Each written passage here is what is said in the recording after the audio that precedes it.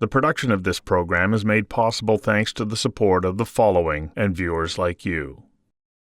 In the ever-evolving landscape of technology, the journey of building a tech company from scratch can be both exhilarating and daunting. Shawn Johnston, a serial tech company founder, knows the ups and downs better than anyone. I've had my face pressed against the glass more than once, he says. That's when you stare into the financial abyss and can't see a way out, but then you do. Survival in the hostile world of startups, and in particular tech startups, demand an ability to focus, refocus, and refocus again and again and again. Since 2010, I've had to reinvent myself so many times I can't recall all the ways that I've had to redefine myself, says Johnston. I redefined and refocused so many times because it's the only way to find the path forward. You simply have to stay on task and never give up. The founder of Forge & Smith, a web design and web design agency, saw a new opportunity and launched Refoundry, a low-code, themeless site builder for WordPress. Johnston says, I saw a need and I decided I could fill it for companies that needed a faster, lower-cost path for their customers' presence online, and it's been a hit. I invited Shawn Johnston of Refoundry to join me for a conversation that matters about how you find the inner strength and discipline to keep going in the world of tech entrepreneurialism. Shawn, welcome. Thank you. This is a little bit of a different theme about the tech world and entrepreneurialism because we just keep hearing all of those knock it out of the ballpark, you're a gazillionaire stories. Yep. It's not that simple, is it? No, I've always really stuck to the saying that I heard where it says every overnight success was 10 years in the making. At a minimum. Yep. And so let's go back. When did you start? So the agency is almost 14 years old, and I started playing around with some of the ideas and systems that sort of eventually became Refoundry about 8 years ago, but we started building it in earnest about 4 years ago. So tell us a little bit more about Refoundry, and then what are the processes that you go through to build a tech company? Because you're kind of doing it all in the imagination of your mind and code that is hidden from the world to see it. It's not like they're sitting there watching you build it and saying, oh, I can hardly wait till you open the door. No, that's exactly right. So, I mean, it really comes down to creating the framework for the idea and a hypothesis about how you'll be able to execute on it. And then it's about planning execution and trying to find a way to fund it while you go. And so, yeah, it's a small task. Yeah, I sense the sarcasm there because it's not a small task. Not at all. How do you find the discipline day after day to sit there looking at a screen that you're filling with, data that I don't even know what you use? I was going to say ones and zeros, but it's much more complicated than that. Yeah, it's for me, it really started around what pain were we trying to solve? And what levers would I be able to, if I could come up with anything that I wanted, what levers could I pull to fix it? There was a time in the agency's evolution where we were realizing I was hitting the limit to how much I could charge for what we do, even though our cost of delivering it was going up. And so the only real lever I had left was time. And so, there's certain patterns and repeated pieces and repeated work that exist in the work that we do. So the idea I had was if I could systemize that, how much time could we save and would that actually get us back to a profitable standpoint? So it was really architecting that framework, figuring out how we might implement that, what framework we would do that in, and then build out a proof of concept and then see if I could use that to find some funding so we could build a team to actually create it. So you said something kind of interesting there that caught my attention. What pain was I trying to alleviate? Yeah. Why use that kind of terminology when it comes to wanting to build out a tech-based solution? That's right, yeah. If you don't have a pain point that you can articulate to an audience you're building the product for, then it's really hard to convince them they have a problem. And then they're not going to buy it. So I needed to confirm that the pain that I was feeling was also a pain that existed in the larger market and that there wasn't other solutions for it. And then frame our solution in a way that would resonate with that audience and then get them to at least have a conversation with me. So what was that pain? So within the agency world, we run everywhere from like under 10 sort of smaller agencies that are still working pretty profitably, but at a much smaller scale. Okay, define agency. I mean, you talk in a vernacular that I think is foreign to people like me Sure. and most people. Yeah. So digital agency, so creative or strategic agency offering a variety of marketing and design services to businesses and industries, organizations, that sort of thing.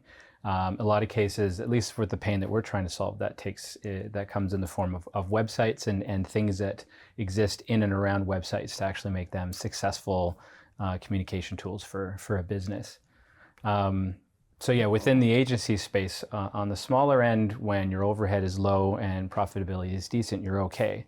On the much larger end, right, you've got economies of scale. But in the mid space, those of us trying to go from a 10-person headcount to a 30-person headcount, there's a real margin crisis. So 10 years ago, we would be able to operate at like a 30% profit margin, but now that's down to around 12. So for every $150,000 worth of sales I can create, it takes me $100,000 worth of overhead to deliver that. And that just gets really, really difficult to scale. And that was the pain I was trying to solve for us. So how did you start to design what that pain relief was going to look like? Yeah, it was sort of, it was where in the process. I've always been sort of really fixated on process and repeatable patterns. And it was in that process, like in my career, I've launched probably over 600 websites. And for clients? For clients, yeah, of all different shapes and sizes, yeah. And what I noticed was that humans consume content in very predictable ways, and they convert through a website, whether it's a contact form or a donate, they convert in predictable ways. So there's whole industries based around trying to strategize around these predictable patterns. And where there's patterns, there can be system. And when there's systems, we can automate. And that was what I was trying to do was there's only so many ways to arrange content within a website. So if these content pieces are taking repeatable patterns, and if you strip away the way it looks and what content you fill it with and just get that raw framework, can we entrench that? Can we systemize that in a way that makes it much, much easier and faster for us to stand up these things and dress them and fill them with content in unique ways? The production of this program is made possible thanks to the support of the following and viewers like you. What had to change in the marketplace for you to be able to start to come up with this lower cost, themeless solution? Yeah. Because if you go back 10 or 14 years, maybe the answer that you have right now wouldn't have worked. So what had to change to make that possible? Yeah, the larger shift in the broader technology world and in sort of SaaS products and e-commerce products, like all kinds of different technology products, there's been a real shift towards what's called low code or no code. And these are systems that are doing the same thing. Instead of repeatedly coding and rebuilding the same things from project to project or need to need, we systemize those parts that are predictably the same so that we can just focus on the parts that are unique. And so you do some plug and play after a while. That's right, yeah, because like when you build a car, there's doors and wheels are always the same, windshield's always on the front. Like you can predict the things that are going to be the same and then reuse pieces. IKEA's built an entire industry around this type of approach. And so the broader shift was towards, again, finding ways to stop redoing the same stuff as technological languages stopped evolving as fast, as the landscape stopped evolving so fast. Things started to settle down, and now we're just getting into ideation and iteration, not invention as much. And so for us, the watershed moment was two pieces. Webflow is a low-code, no-code, design-oriented website builder that kind of blew up maybe 5 years ago. And it sort Blew of up, not in the went away, but blew up and became very popular. blew up, and in terms of it got a lot of people excited because it was the first time. Like it's not the first one. Like 10 years ago, there was something called Dreamweaver. Anyone who knows what that is will giggle a little bit. It was terrible. The code that it output was awful, and it was just not usable. But Webflow actually showed it would be possible to output code that doesn't make Google angry, that just sort of deals with the SEO and practicalities of performing on the internet. There's Yeah. Yeah, that whole side. omnipresent Google as well. right. All right. Yeah. And at the same time, WordPress, which is the content management system that we focused on, and that powers about 43% of the internet worldwide, released some new features, new expanded features of its backend, Gutenberg, this block-based system. And I saw those two things and I thought, can I get these to come together? And if I could, then we'd have a way to provide low-code scale and iteration scalability within the CMS everybody's already really comfortable with. No, you make it sound so simple. Anybody could do it. The problem is they can't. And even though you conceive of that idea, what does it take to actually materialize it? Because I think this is the thing that a lot of people go, oh, well, you just dream it up, and now that you know how to code and whatnot, you can make it happen. But what is required to be able to actually fulfill that vision? Right. Yeah. I mean, partly a plan and a vision. So leading into this, we'd already started the process of systemizing our design process. So a part of most agencies' design process is something called user experience or prototyping. And this is where we're roughing together the way content will flow and what a site will look like. Well, I'd actually created a reusable library just for our own team to leverage to make that part of the process faster. So that was the third part. Could we just recreate this? So if I could get this recreated in code, in a build format, could I realize the same time savings that we saw in design here as well? And if all of those things were speaking the same visual language, how quick could we get it? So the first step was simply just rebuilding something that we had invented, and then find where it breaks, where it doesn't work, and then just continue to rinse and repeat until you have something workable. And then we took the plunge about 2.5 years ago and just started using it on our own projects, which was too early, and we had to pivot a couple of more times. And it's really just testing, experimenting, measuring, and pivoting. The production of this program is made possible thanks to the support of the following and viewers like you. So all that early development, though, because you still got to run your business. Yep. Because otherwise you're not making money. Nope. So all that other development, when did it happen? So it was a lot off the side of our desks. I mean, again, like I always lament a little bit that I made my hobby my career, because it's also my special interest. It's the thing that I really enjoy, sort of solving problems, particularly design-oriented, organizing information, that sort of stuff. Right. And so I did a lot of that in the evenings and weekends, just as part of play and keeping my mind engaged and experimenting. There was So for no money. For free. That's right. Yeah, just for my own edification. Well, maybe not free. Do you have a family? I do. So they go, and so. Yeah, it was, I mean, I always prioritized family. It was like a lot of times when it was like, I'd stay up after they were in bed or play with something while they were gone, or it would be, my family will tell you that the sheer number of times there were piles of papers with scribbles and drawings and things like that, as I'm just trying to get ideas out of my head onto something I could look at. But yeah, we reached a point. There was a couple of projects that we just didn't succeed with, and it had a lot to do with the lack of flexibility of the current, at the time, traditional development practices or frameworks. So these are some of the problems that you're trying to solve. That's right. Yeah, we just were just some projects that just needed flexibility. The tools just weren't there to give it to them. We got a little bit lucky. There was a developer that joined our team that sort of shared the vision. We had been taking advantage of the Shred program for a little while, and we had gotten introduced to an IRAP ITA, and pitched a good project, and we got some funding, and we were able to create a little skeleton engineering team and try to bootstrap it together. Okay, explain to viewers what SHRED is. So SHRED is a research and development tax credit program that the government, the federal government offers and has since the 80s. Yeah, I go, okay, nice idea, but they're not actually giving you cash, they're just giving you tax. No, I got to pay for it up front. So so all of the overhead outlay has to happen, and then we're able to claim it back. Right. So yeah, it took us some time to really benefit from it, and of course you've got to take the risk up front. So you're taking a chance. Yep. And so where do you find, you're running your business, you've got, you know, all the obligations that come with that on a weekly, monthly, annual basis. Plus you got to make sure that you're looking after yourself and your contribution to the family. Yeah.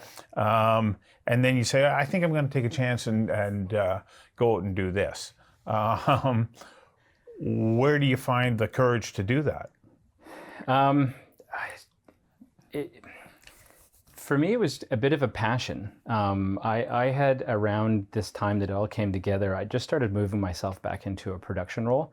So I just jumped in with everybody, and for a long time I was doing the planning and the prototyping, working with the engineering team in the early days. When we first launched it internally, I was literally building websites and testing our own product. So, you know, some of that was hard. It was really, really challenging to sort of, you know, but it was, you know, 8, 9, 10-hour days. Not to glorify the grind or anything, but sometimes you just have to put in the extra time.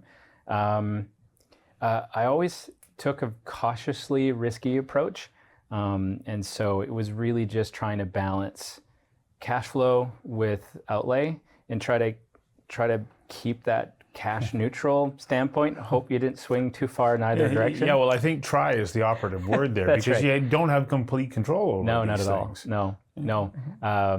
Yeah, the economic ups and downs, you have no control over, that sort of thing. So by utilizing me in sort of a high capacity production role, I was able to reduce that and sort of limit the amount of back and forth or broken telephone that had to go when we were going through, you know, experimentation and revision rounds in the early days, and I think that was a big part of it. Well, and it helps to guard your cash as well. That's right. Yeah. Well, yeah, and you know, in a lot of cases, as the owner or the primary person, you're obviously the most expensive, and so you're really using as much of your time as possible to sort of drive revenue and protect your cash flow. So you also had a pitch to who? Did you say IRAP? IRAP, yeah. So that's the other side of the CRA funding wing. So IRAP. Yeah. Yeah. So basically, it works a little bit differently. So it reduces the risk. So you pitch a project to IRAP, and it's the federal government CRA. They have a certain amount of money to invest in R&D, and so all of this is really based in sort of scientific R&D vernacular. And so we pitched them the idea behind Refoundry. We called it anvil blocks in the early days. And they gave us some funding, gave us $100,000. And that's what we used to fund the first. So is that as an investment or is it a repayable loan? No, it's an investment. So, and this is one of the really great things about what's possible in the Canadian economy. So the way it works is they approve you for a certain amount. You have to pay the wages, but then you can claim it back the following month, and they'll give you 80% of that outlay. So I'm still putting up first, but I'm getting it back the next month, and I get some funding over a period of time. So it really helps stabilize the can guard your cash flow. That's right. Yeah. So it's a really, really valuable service. The production of this program is made possible thanks to the support of the following and viewers like you. Ultimately, as you start moving forward, how many people do you have to have on your team in the final push to get it so that the product works? And as you say, you went to say, yeah, it's working, and then went, whoops, maybe it's not. Yeah. So, you know, what's the load that you're carrying? I mean, it's not insignificant. We've tried things like this in the past, and even with Refoundry, we kind of built up a small sales team a bit too fast, and so we've had some successes and failures. This time, we just really tried to focus once again on using my time as productively as possible as sort of a frontline tester. So I've shifted my role into what's called founder-led sales. So I'm cold calling, I'm sending out emails, I'm reaching out to my network. We've got 3 agency partners already building with the product. We've got about 15 others that we're in discussions with, and just ramping it up slowly. We don't want to outstrip our ability to support that onboarding process, and we're still learning some of the supports and solutions that they'll need, because everyone's a little bit different. So yeah, that's what I'm doing right now. Are you at that point where you start to say, okay, I'm feeling pretty confident that this has got a place within the market? Yeah, I think right now we've had some really, really good validation. We also submitted a pitch for the pitch contest with New Ventures BC. We've made it to round 3, which so top 15 of the 200 applicants that started. At the end of the day, though, like, our first early adopter is on their 4th website with us, and so as far as I'm concerned, we've built 108 projects with this at Forge & Smith. The very first agencies that started using it's already on site number 4 months in, and so for me, that's starting to show some really exciting traction. So the great thing about this is that it is not particular just to a Vancouver market. People can use it anywhere around the world. That's right. Yeah. If you're reselling digital services, particularly in the form of websites to customers, like, the low-code adoption is happening. Refoundry has a real place to serve it in the WordPress sector. Well, that's also great for the Canadian economy, because if you're selling outside of Canada, you're bringing foreign dollars into our economy and helping to grow in a way that this is one of the advantages that the tech sector brings. It becomes it can become ubiquitous, used anywhere. That's literally the point of the Shred and I wrap is to bring that type of innovation into the Canadian economy and create Canadian jobs. So with this kind of support, does that make us a great jurisdiction, a competitive jurisdiction, to encourage entrepreneurs in the tech space to say, develop your company here in British Columbia, because we've got a variety of different advantages? Yeah, or do we actually have those advantages? Yeah, there's a thriving startup community here. A lot of really great accelerators and incubators. A lot of opportunity for angel investors and in different programs like New Ventures BC. There's Foresight, to name just a few. So there's lots of really, really neat opportunities. It's not a huge market, but in terms of just moving fast and breaking things, it's a really really nice place to be able to do that and try to expand from here. And to alleviate pain for people in other areas of the tech world. Yeah, exactly. Wow. So I want to congratulate you for hanging in there, because I don't think that you've had the luxury of hundreds of millions of dollars over the course of your company, and yet you've hung in there. And that, to me, is one of the great values, and ultimately leads to, let's hope, the kind of success that it looks like you're going to have. Thank you. Yeah, it's there's been a few sleepless nights, but yeah, so far so good. Well, thanks for spending some time with us today. Thank you.